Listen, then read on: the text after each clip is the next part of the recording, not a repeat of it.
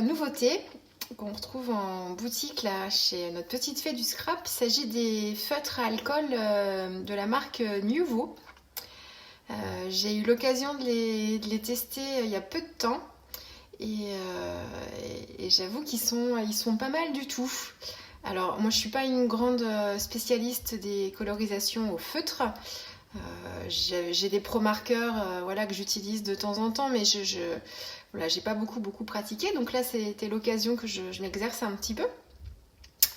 Donc je vais vous parler de ces petits feutres là, et puis je vais vous proposer après une carte. Alors ce sera pas tout à fait ce modèle-ci, mais voilà, je me suis amusée en fait à faire une petite colorisation d'un tampon de chez Florilège. C'est la petite voiture là avec ses petits paquets cadeaux. Et puis j'ai fait un petit fond de carte ici avec les Distress Oxide. Donc voilà, ce ne sera pas ce modèle-là, ce sera un autre tampon aussi, des dernières nouveautés là, qui viennent de sortir. Mais voilà, je vous proposerai de faire une petite carte après. En attendant de scraper, alors comment ça se présente ces feutres à alcool? Ils sont vendus en fait par pack de 3. Alors bon, moi j'ai plus les packaging. Mais ils sont vendus en fait déjà, ils vous proposent en fait dans le pack déjà des dégradés. Alors là j'en ai 2, faut que je trouve l'autre. Parce que j'en ai toute une collection. Là je vais vous montrer. C'est le nuancier que je me suis fait. Hop, le voilà. Donc en fait, les crayons, ils sont vendus comme ça par 3. Et en fait, dans la majorité des packs, vous avez comme ça, ça vous laisse la possibilité de faire un dégradé. Donc, vous voyez là, c'est Plume Tomato, Tiger Lily et Pink Grapefruit. Et vous les retrouvez ici en fait. Ça, c'est le plus foncé, le moyen, et puis ici, le plus clair. Donc voilà, ils sont vendus comme ça par 3. Dans plusieurs teintes. Alors moi je me suis pris pour commencer, j'ai pas pu tout prendre d'un coup. J'ai pris la version de gris, la version de bleu, une version de vert, une version de jaune, mais leur set là de jaune n'est pas forcément très marqué en termes de différence de teinte. Donc pour faire des dégradés après sur les tampons, il me faudrait il existe une version avec un dégradé de orange et je pense qu'il me faudrait celle-ci pour bien marquer le dégradé de jaune. Mais bon, là c'est le jaune, ici ce sont les rouges orangés et puis là j'avais choisi une version de marron. Et puis en plus, comme j'adore ça, il existe aussi un set de couleurs irisées. Et alors là c'est pareil, voilà c'est l'argent, le doré et il y a une autre version qui se trouve ici, voilà. Donc là c'est un set avec des couleurs comme ça métalliques, métallisées. Et vous avez en fait, là c'est pareil, vous les retrouvez aussi sur chacun des pinceaux, mais vous avez 2 pointes. Alors je vais vous montrer cela après. Vous avez 2 pointes, en fait vous avez une pointe fine. C'est celle dont je me sers le plus souvent, ici. Et hop, une pointe. Alors, je ne les ai pas tous enlevés, mes petits... que je me sers jamais de la grosse pointe. Hop, je garde quand même la petite étiquette autocollante parce que ça me permet un repère de couleur plus facile, enfin supplémentaire par rapport à la couleur qui est aussi sur le bouchon. Ça dépend comment on les range. Voilà, donc une pointe fine ici et puis ici une pointe plus large, un petit peu comme un marqueur. Donc là c'est pareil pour faire des fonds aussi, des dégradés. Moi j'utilise très peu cette pointe là. Donc là en fait ce sont pour les feutres entre guillemets je dis moi classiques.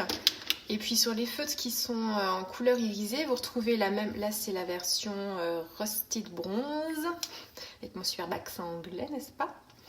Donc vous retrouvez hop, la pointe fine ici. Hop. Et en fait de l'autre côté c'est une pointe plume, donc ce sera pas le même, c'est pas le même rendu. Là vous pouvez en faire du lettering aussi avec cette pointe là. Et alors j'ai regardé ça sur des vidéos sur YouTube, a priori on peut aussi ça se fixe très bien sur le vert. Je voyais là une scrapeuse qui avait écrit, bon, qui a une magnifique écriture. et qui avait écrit en fait avec le stylo doré sur du vert et ça bougeait pas du tout. Donc bon, j'ai pas testé, hein, mais apparemment ils sont assez efficaces. Et ils ont un pouvoir couvrant aussi, là je vous les ai mis, je sais pas si vous allez bien voir. Je vous les ai mis, en fait ici, je me suis fait des petites licornes en nuancier, je me suis fait plaisir. Hein. Elle est mimi. Hein. Là vous voyez, donc ils sont super opaques. Moi l'argent est très très bien réussi. Je l'aime beaucoup celui-là. Donc là c'est la version sur la petite crinière de ma licorne. En fait j'ai utilisé la pointe fine ici. Donc vous voyez l'argent, ici c'est la couleur un peu bronze, cuivré, et ici c'est le doré. Donc à chaque fois ici sur la crinière c'est la pointe, et sur le côté en fait j'ai utilisé la plume. Et en fait on se rend compte que pour l'argent en fait on est sur la même couleur. Pour le doré c'est similaire, par contre pour le cuivré c'est pas du tout pareil. Là c'est une couleur un petit peu marron glacé on va dire, avec la pointe large, enfin la plume. Et quand on utilise la pointe fine, c'est un marron. C'est un marron plus foncé et on voit moins du coup. Je distingue très peu la couleur irisée en fait sur la pointe fine. Alors que sur la pointe plume, on voit vraiment que c'est irisé. Voilà. Donc franchement, alors, le doré est joli, hein, mais franchement l'argent, il rend super bien. Et c'est l'argent que j'ai utilisé d'ailleurs pour les chromes de la voiture là, et c'est vraiment bluffant. J'aime beaucoup. Alors, je pense que moi j'utilise pas beaucoup ça, mais je pense qu'avec les crayons Posca vous devez, ça doit se rapprocher de cette opacité, hein, peut-être. Enfin, c'est comme ça que moi j'imagine. Mais franchement oui, les versions métallisées sont pas mal du tout. Donc voilà, moi je me suis fait un petit nuancier, ça me permet un peu de voir comment sont les couleurs sur du papier blanc. Et puis ça me permet de savoir ce que j'ai dans mon stock pour pouvoir compléter après mes couleurs. Donc je crois, moi ce que j'aurais dû prendre que je n'ai pas pris, c'est il y a un set de crayons avec il y a un noir, donc un vrai noir, pas un gris plus foncé que ça. Un gris très très clair, plus clair que ça. Parce que là en fait, dans le set, il est gris, un peu vert de gris en fait. C'est pas vraiment un gris clair. Donc dans le set dont je vous parle, il y a un noir, un gris très très clair. Et il y a aussi le blinder, ce qui vous permet de flouter en fait et de fondre deux couleurs ensemble un peu plus facilement. C'est ça ce qui me manque. Il faut que je retourne chez ma fée. Oh, quel dommage, il va falloir que j'y retourne encore. Et il faut que je prenne ce set là pour avoir le blinder. C'est pas indispensable parce que je vais vous montrer là, les feutres ils se mélangent très bien ensemble. Enfin c'est fait pour, hein, c'est l'avantage du feutre à alcool. Mais le blinder quelquefois ça permet d'éviter qu'il y ait un peu trop de démarcation quelquefois. Donc il faut que je m'équipe la prochaine fois que je retournerai chez ma fée, c'est-à-dire dans pas très longtemps. Il faudrait que je prenne ce set là parce que voilà, c'est le set de base, hein. Donc voilà, qu'est-ce que je voulais vous dire d'autre sur ce sujet? Alors pour celles qui ne connaissent pas les feutres à alcool, niveau matériel, il faut utiliser du papier lisse, du papier Bristol. Alors, je vais mettre mon petit nuancier par là, pour que vous l'ayez un peu sous les yeux encore. Et alors moi j'ai testé, j'utilise un nouveau papier qui dit à rentrer en fait en boutique, qui est un papier Bristol, donc lisse, hein, bien blanc, et puis plus épais en fait. Alors je sais pas, je crois que c'est American Craft qui doit distribuer les Bristol. Voilà, donc c'est vraiment des produits qui sont distribués par la Fée du Scrap. Et ils sont plus épais et ils sont très agréables à travailler, notamment pour les feutres à alcool. Faut pas du tout utiliser du papier aquarelle par exemple. C'est pas du tout, vous aurez pas du tout l'effet attendu, l'effet qu'on attend avec un feutre à alcool. Le côté dégradé, ça marchera pas bien. Donc il faut à tout prix du papier lisse. On appelle aussi ça du papier layout. Vous trouverez ça aussi en magasin de Beaux-Arts. Mais bon, le Bristol, Crisol, c'est très bien. Moi, je fais mes cartes avec ça. Voilà pour le matériel.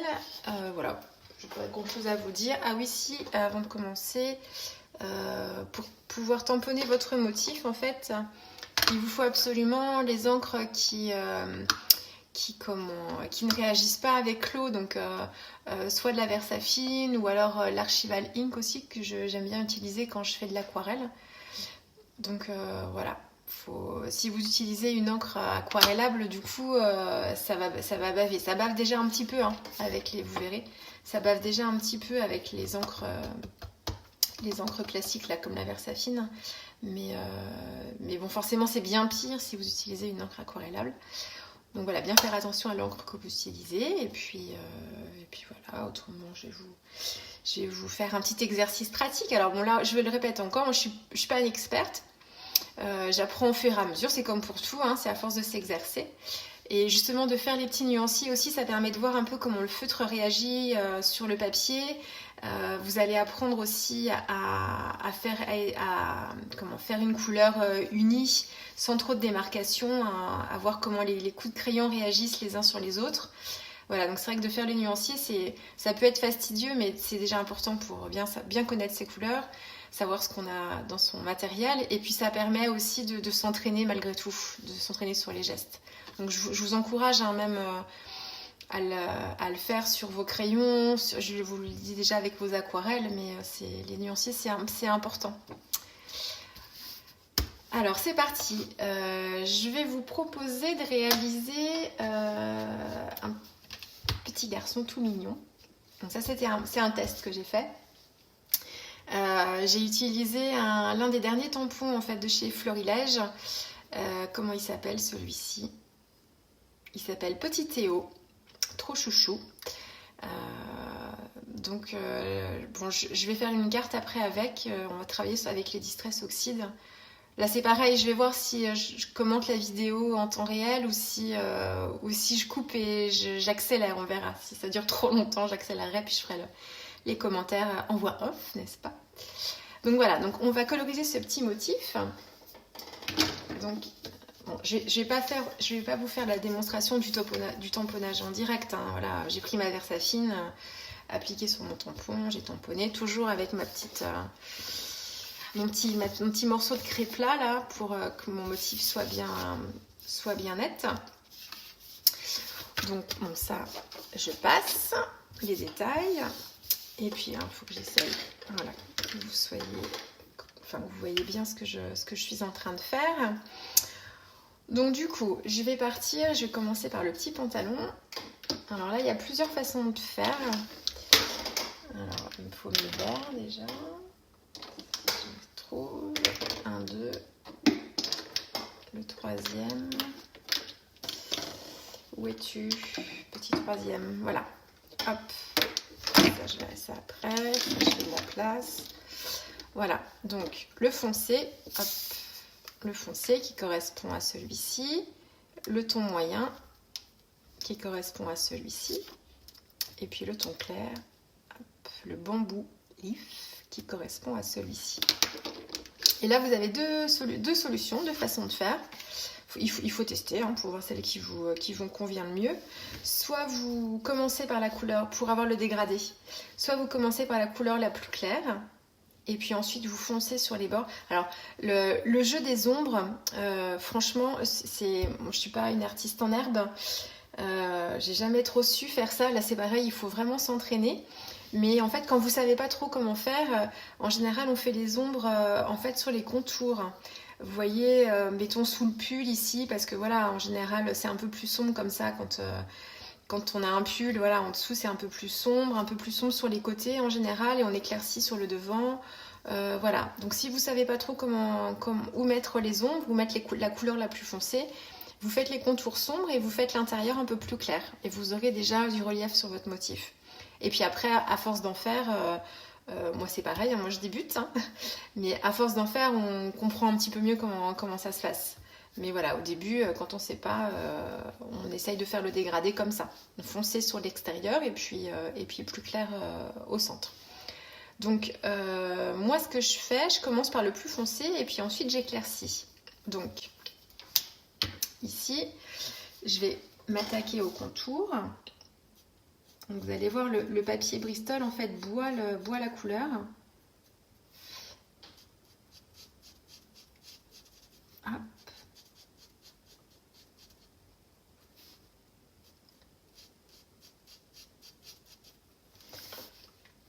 Alors il faut essayer d'aller assez vite parce que tant que le feutre est encore un peu humide, en fait le côté fondu se fait mieux. Hop, et ici je repasse en fait avec la couleur la plus foncée. Donc vous voyez, ça fait des démarcations, n'ayez pas peur.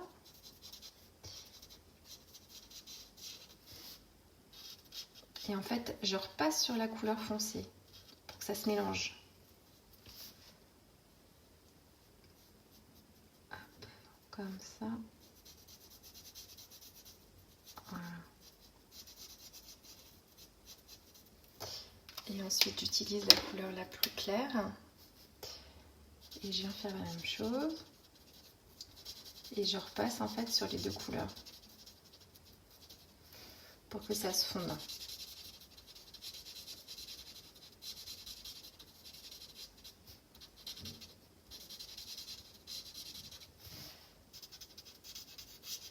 Hop.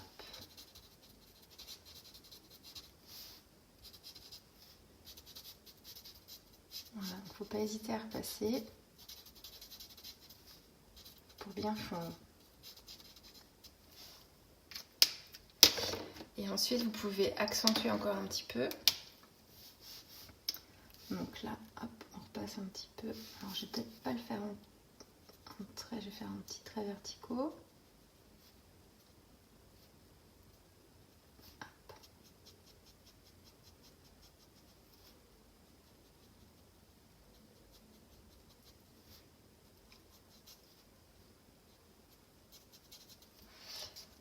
Voilà, et je repasse. Hop.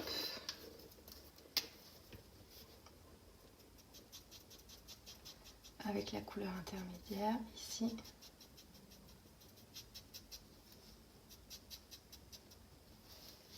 Voilà, et je repasse après avec la couleur encore un peu plus claire.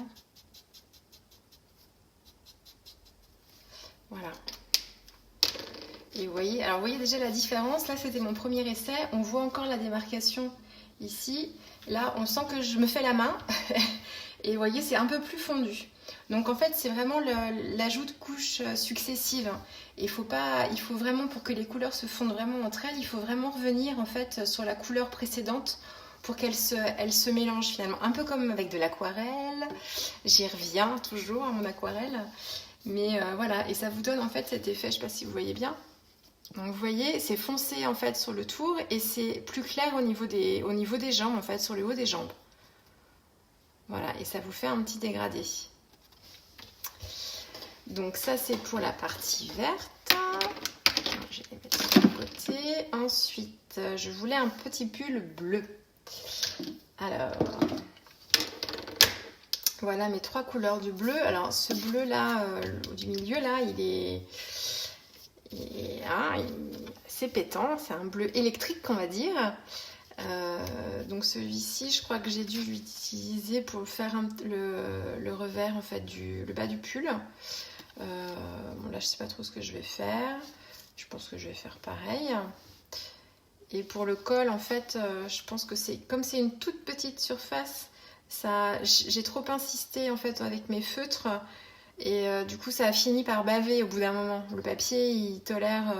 on peut revenir vraiment plusieurs fois dessus, hein, mais au bout d'un moment, ça bave. Hein.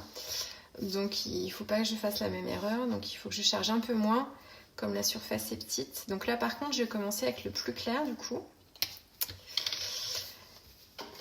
Donc, hop, je vais faire ça comme ça. Hop, voilà. Alors... je ne leur bouge pas parce que je vais aller assez vite et je vais juste foncer sur les côtés. Voilà. Et je reviens avec le plus clair.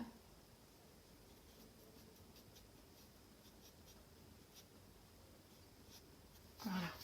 Ouais, c'est mieux. Hein. Donc ça reste foncé quand même sur les côtés et puis ça n'a pas bavé. Et je m'arrête là parce que le motif est trop petit. Donc j'ai pas assez de place. Et je manque d'expérience. Je pense que effectivement les scrapeuses qui ont l'habitude, ça leur fait pas peur ces petits motifs là. Mais moi voilà, je préfère arrêter le geste avant qu'il soit trop tard.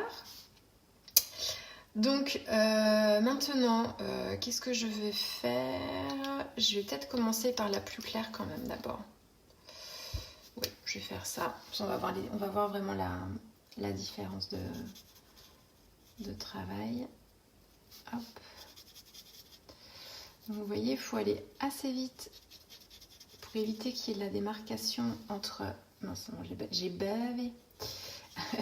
Pour éviter qu'il y ait de la démarcation et pour que la couleur se fonde bien avec le dernier coup de crayon qu'on vient de mettre. Moi, je m'en suis rendu compte quand j'ai fait mes nuanciers, en fait. Je commençais par faire d'abord le tour et puis après, je coloriais l'intérieur et du coup, ça avait eu le temps de sécher et ça se fondait pas très très bien. Voilà, là, c'est pas mal. Je vais faire aussi le dessous.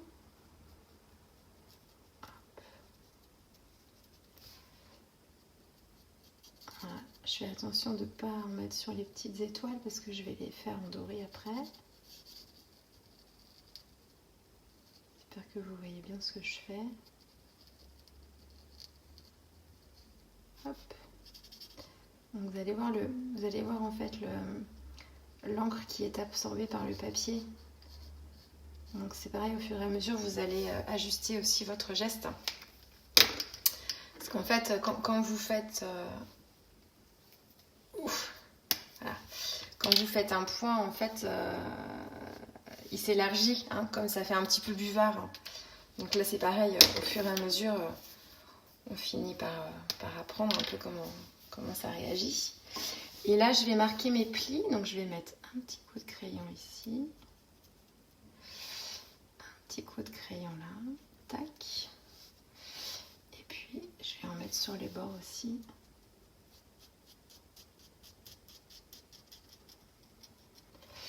Voilà, et je vais utiliser le plus clair et je vais fondre.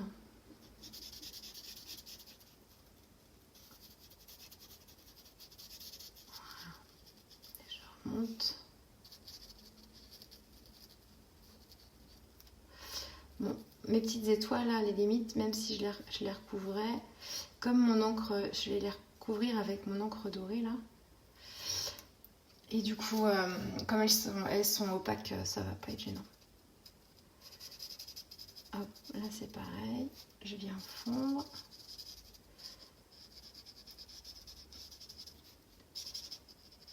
Hop.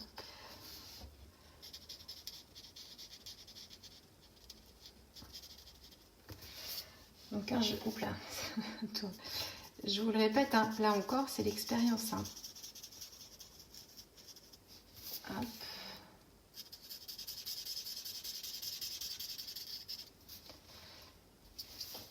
Voilà.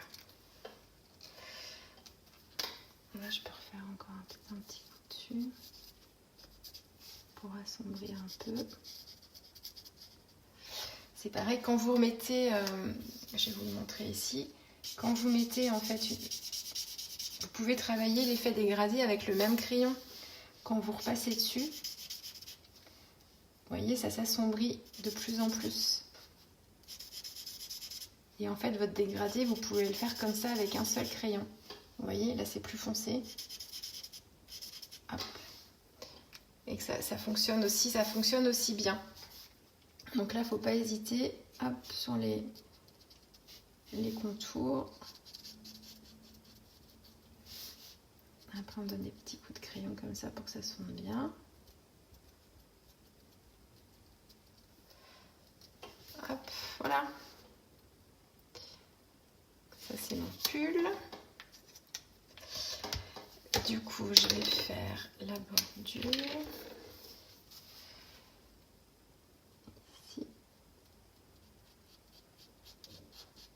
Pour qu'il y ait un petit peu de contraste, que ce ne soit pas toujours pareil. Et là c'est pareil, je vais venir assombrir de chaque côté. Hop.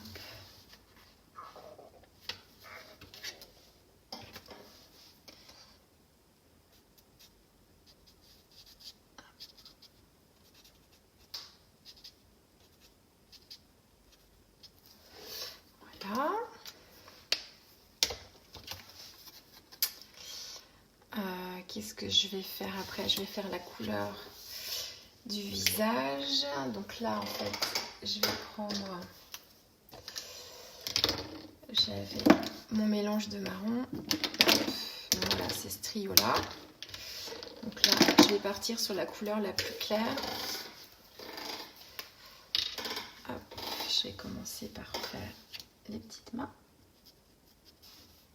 Ici. Hop. Et là, je vais m'attaquer au visage.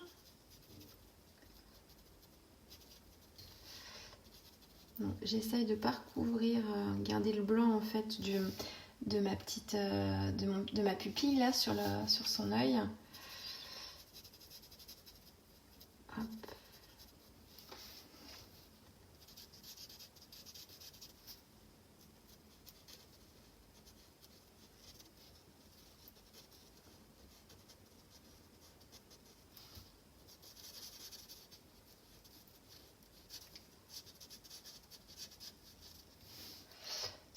Donc voilà, je vais marquer les ombres au niveau du petit bonnet, de l'arrondi du visage.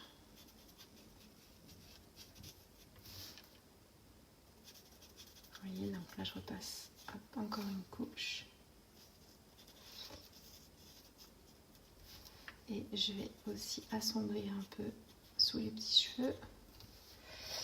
Voilà, et puis je vais lui faire des petites joues. Vous voyez, au fur et à mesure, ça sèche, ça s'estompe. Hop. Voilà, je vais m'arrêter là. Ensuite, qu'est-ce que j'ai fait? Le bonnet, je l'ai fait avec le dégradé de gris.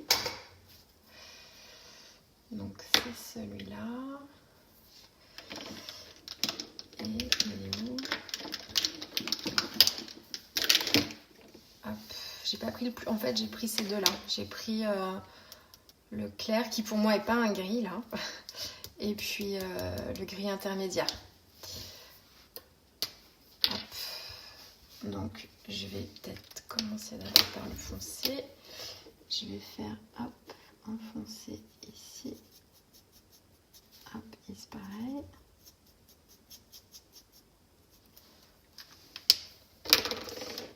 Et puis là du coup je vais revenir par-dessus.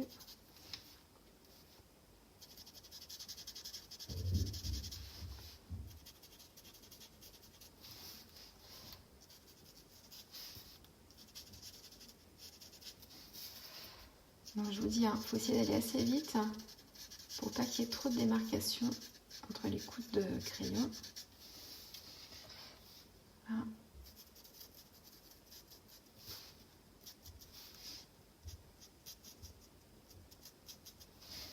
Voilà, donc vous voyez, ça vous fait des ombres quand même de chaque côté. Et puis plus clair. Ensuite, je vais faire aussi pareil ici. Hop, au niveau des plis. Là, je donne des petits coups de crayon.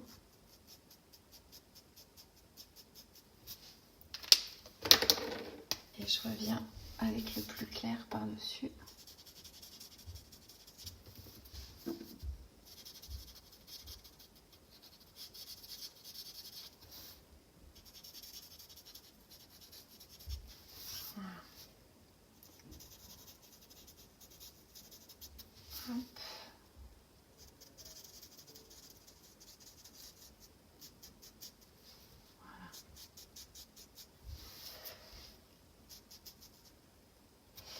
Et là, je rajoute pas de gris, mais je viens juste accentuer avec la même couleur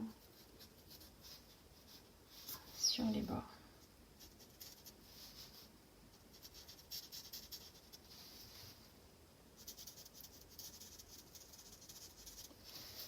Voilà.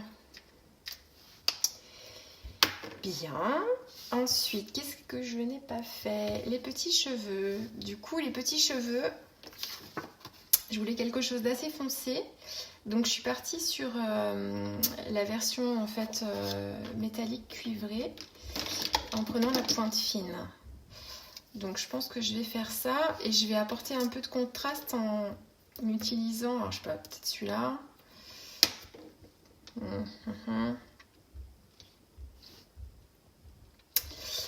J'ai un doute.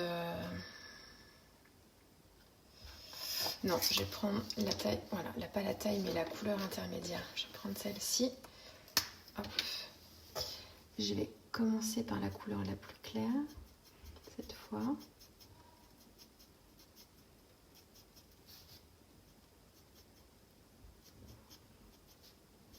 Hop. Voilà. Et ensuite, j'utilise la couleur un peu plus cuivrée.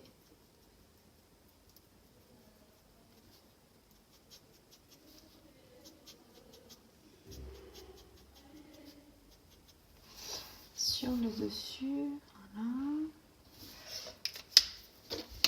Et je reviens avec la plus claire.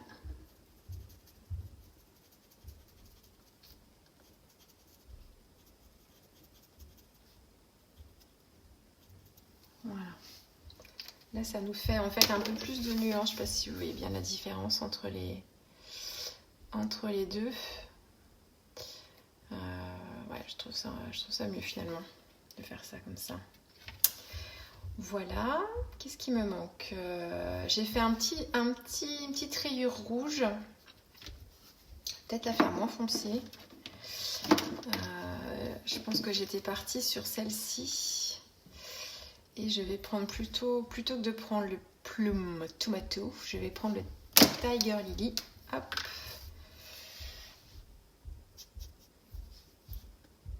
Ah, c'est un peu moins foncé, je pense. Hop. Bon, je suis désolée, vous devez voir le sommet de ma tête et mes cheveux, mais il faut voilà, quand même être à peu près précis. Donc voilà, là je viens accentuer la couleur au niveau de chaque côté là.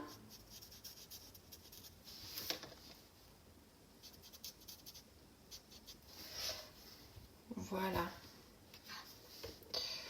Oui, je sais pas si ça change vraiment grand chose, parce que le motif est pas très grand. Je vais quand même passer un petit coup plus foncé. Je trouve que finalement on voit pas très bien la démarcation. Voilà, mieux.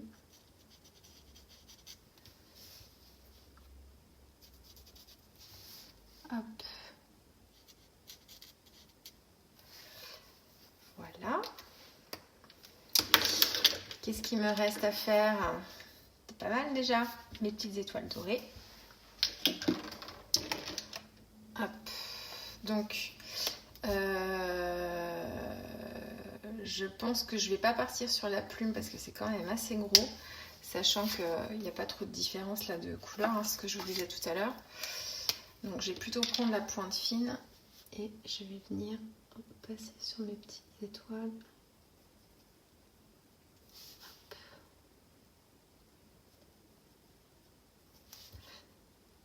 C'est un travail de patience et de minutie. Après, ça dépend quel motif aussi on colorise, mais faudrait que je vous fasse le même dessin, enfin le même tampon, mais en le colorisant avec l'aquarelle pour montrer les différences. Les couleurs des feutres, elles sont beaucoup plus intenses et beaucoup plus vives forcément. C'est pas du tout le même rendu, mais ce serait rigolo de montrer les différences. Donc mes petites étoiles sont faites. Voilà. Je suis bien plus contente de mon deuxième essai que de mon premier, comme quoi. Voilà. Faut s'entraîner. Ensuite, je sais pas si j'utilise mon crayon gel blanc. Je dois avoir un Posca par là. Moi, je m'en sers pas trop des Posca. Ouais, je vais plutôt utiliser celui-là. Je voulais accentuer le petit pompon blanc en fait. Donc là, hop, je viens mettre un peu de blanc. Hop. Je fais attention de ne pas trop en mettre sur le motif noir.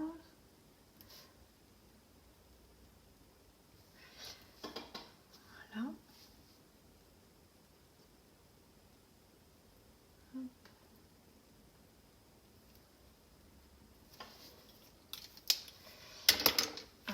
c'est... Ouais, ça ressort mieux quand c'est avec le gel blanc. Et bien voilà, je pense que c'est bientôt terminé. Et puis quand vous voyez qu'il y a certains traits, en fait, certains traits du motif qui sont un petit peu effacés avec les feutres, faut pas hésiter à repasser après avec un petit crayon noir pour marquer un peu plus les contours. Vous voyez, là je l'avais fait ici pour que ce soit un peu plus net. Là j'ai pas forcément besoin parce que comme on voit quand même assez bien les contours. J'ai peut-être plus dessiné les détails dans les cheveux, enfin du moins les redessiner un petit peu. Bon, ça va, c'est encore à ma portée ça, niveau dessin, c'est des petits traits. Voilà, donc je peux faire ça et puis hop, mon dessin d'origine, comme ça je vois bien les petits détails sur le petit col. Voilà. Bon, l'étoile on la voit bien, par contre je peux la marquer aussi avec un petit point blanc au milieu. Voilà. Le petit détail. Après, j'ai pas trop. Je vais peut-être marquer un peu là quand même les petites. Hop, les petits revers ici.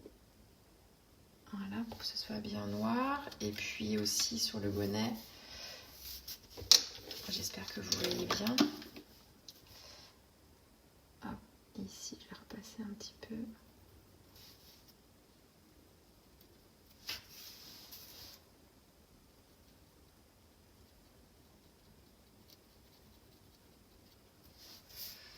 Voilà. Là sur ce détail-là, je pourrais. J'ai pas la version noire du feutre. J'aurais pu utiliser le gris parce qu'il est vraiment foncé aussi. Bon. Là, avec la pointe de mon crayon, c'est beaucoup plus fin. Voilà. Ouais. J'ai pas forcément marqué les yeux plus. Non, je trouve que c'est bien comme ça. Donc on va s'arrêter. Alors, je reprends la main en voix off parce que la vidéo elle est déjà très très longue. Là, ça m'a pris du temps de tout vous expliquer. Du coup là, bon, on va faire ça vite en version accélérée. C'était juste pour vous montrer un petit peu comment on faisait un fond avec les Distress Oxide pour avoir ce côté un petit peu fondu. Donc on utilise le même papier là que pour la petite colorisation de tampon. Donc c'est du papier Bristol, donc du papier lisse. Et ensuite on va venir découper des petites mousses de cut and dry en fait pour venir appliquer l'encre.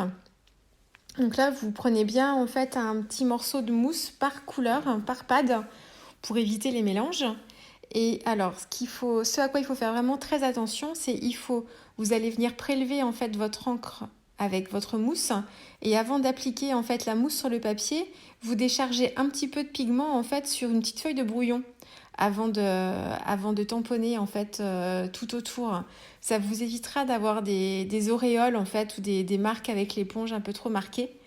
Donc ça c'est un geste important. Alors là c'est une technique très très classique qu'on utilise avec là c'est les Distress Oxide mais de la même façon avec les Distress d'origine, les Distress classiques, même avec des encres comme les encres Florilège ou autres. Ça fonctionne de la même façon. Donc voilà, donc là en fait j'ai utilisé deux couleurs de marron et puis une couleur de rose. Donc j'ai commencé par la plus foncée tout autour. J'ai appliqué en fait ensuite la couleur la moyenne en repassant par-dessus et puis oula ça va vite. Et puis ensuite j'ai appliqué la rose au milieu et j'ai appliqué la rose après, je suis revenue sur les bords.